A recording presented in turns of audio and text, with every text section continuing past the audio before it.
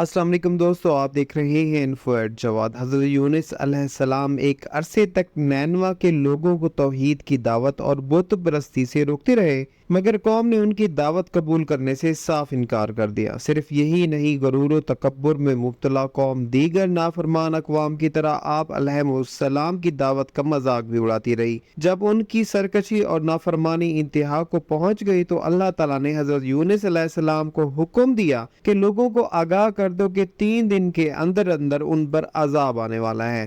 آپ علیہ السلام نے قوم میں اس کا اعلان کر دیا۔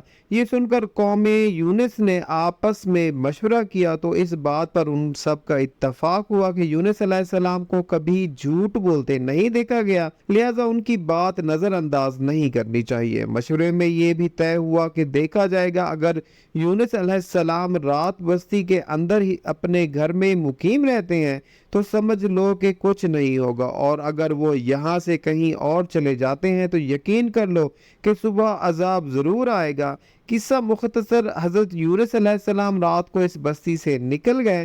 صبح ہوئی تو عذاب الہی ایک سیاہ دھوئیں اور بادل کی شکل میں بستی والوں کے سروں پر منڈلانے لگا۔ جب وہ ان کے قریب ہونے لگا تو لوگوں کو یقین ہو گیا کہ اب وہ سب ہلاک ہونے والے ہیں۔ یہ دیکھ کر حضرت یونس علیہ السلام کو تلاش کیا گیا کہ ان کے ہاتھ پر ایمان لے آئیں اور توبہ کر لیں، مگر آپ علیہ السلام کو نہ پایا تو خود ہی اخلاص نیت کے ساتھ توبہ و استغفار میں لگ گئے اور اپنے گھروں سے ایک میدان میں نکل آئے۔ عورتیں، بچے اور جانور سب اس میدان میں جمع کر دیے گئے۔ تمام بستی والے ٹاٹ کے کپڑے پہن کر عجز و انکساری کے ساتھ توبہ کرنے اور عذاب سے پناہ مانگنے میں اس طرح مشغول ہوئے کہ پورا میدان آہ بکا سے گونجنے لگا۔ اللہ تعالیٰ نے ان کی توبہ قبول فرما لی اور عذاب ان سے ہٹا دیا۔ روایت میں ہے کہ یہ عاشورہ یعنی 10ویں محرم کا دن تھا۔ ادھر حضرت یونس علیہ السلام بستی سے باہر اس انتظار میں تھے کہ اب اس قوم پر عذاب نازل ہوگا۔ ان کے توبہ و استغفار کا حال انہیں معلوم نہ تھا۔ جب عذاب ٹل گیا تو انہیں فکر ہوئی کہ اب تو قوم مجھے جھوٹا قرار دے گی، کیونکہ میں نے اعلان کیا تھا کہ 3 دن کے اندر عذاب آ جائے گا۔ اس قوم کا قانون تھا کہ جس شخص کا جھوٹ معلوم ہو اور وہ اپنے کلام پر کوئی شہادت پیش نہ کر سکے تو اسے قتل کر دیا جاتا تھا۔ تو یونس علیہ السلام کو فکر ہوئی کہ انہیں بھی جھوٹا قرار دے کر قتل کر دیا جائے گا۔ اس رنج و غم اور پریشانی کے عالم میں اس شہر سے نکل جانے کا ارادہ کر کے چل دیے، یہاں تک کہ بحیرہ روم کے کنارے پہنچ گئے۔ وہاں ایک کشتی دیکھی جس میں لوگ سوار تھے۔ آپ علیہ السلام کو ان لوگوں نے پہچان لیا اور کرائے کے بغیر سوار کر لیا۔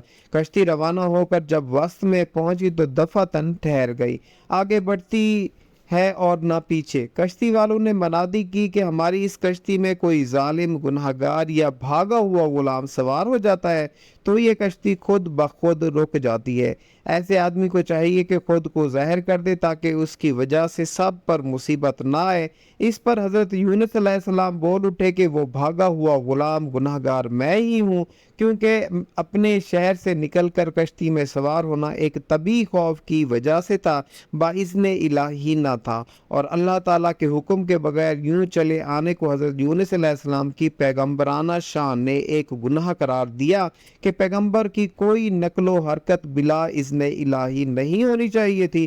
بہرحال آپ علیہ السلام نے فرمایا کہ مجھے دریا میں ڈال دو تو تم سب اس عذاب سے بچ جاؤ گے، مگر کشتی والے اس پر تیار نہ ہوئے، بلکہ انہوں نے قرعہ اندازی کی تاکہ جس کا نام نکلے اسے دریا میں ڈالا جائے، لیکن قرعہ اندازی میں بھی آپ علیہ السلام ہی کا نام نکل آیا۔ لوگوں کو اس پر تعجب ہوا تو کئی مرتبہ قرعہ اندازی کی گئی اور ہر مرتبہ آپ علیہ السلام ہی کا نام آتا رہا۔ قرآن کریم کی سورہ الصافات کی آیت نمبر 141 میں اس قرعہ اندازی اور حضرت یونس علیہ السلام کا نام نکلنے کا ذکر موجود ہے۔ ایک طرف قرعہ اندازی میں نام نکلنے پر آپ علیہ السلام کو دریا میں ڈالے جانے کا سامان ہو رہا تھا، دوسری طرف ایک بہت بڑی مچھلی اللہ تعالیٰ کے حکم پر کشتی کے قریب منہ کھولے موجود تھی کہ آپ علیہ السلام کو اپنے پیٹ میں جگہ دے۔ حضرت یونس علیہ السلام جیسے ہی پانی میں گئے، مچھلی نے فوراً انہیں اپنے پیٹ میں لے لیا۔ حضرت عبداللہ بن مسعود رضی اللہ عنہ نے فرمایا کہ حضرت یونس علیہ السلام اس مچھلی کے پیٹ میں 40 روز رہے۔ یہ انہیں زمین کی تہہ تک لے جاتی اور دور دراز کی مسافتوں میں پھراتی رہی۔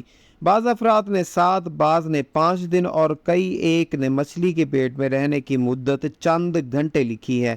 حقیقت حال تو اللہ تعالیٰ ہی کو معلوم ہے۔ اس حالت میں حضرت یونس علیہ السلام نے دعا کی، لا الہ الا انت سبحانک انی کنت من الظالمین، تو اللہ تعالیٰ نے دعا قبول فرمائی اور مچھلی نے آپ علیہ السلام کو بالکل صحیح سالم حالت میں کنارے پر ڈال دیا۔ مچھلی کے پیٹ کی گرمی سے ان کے بدن پر کوئی بال نہ رہا۔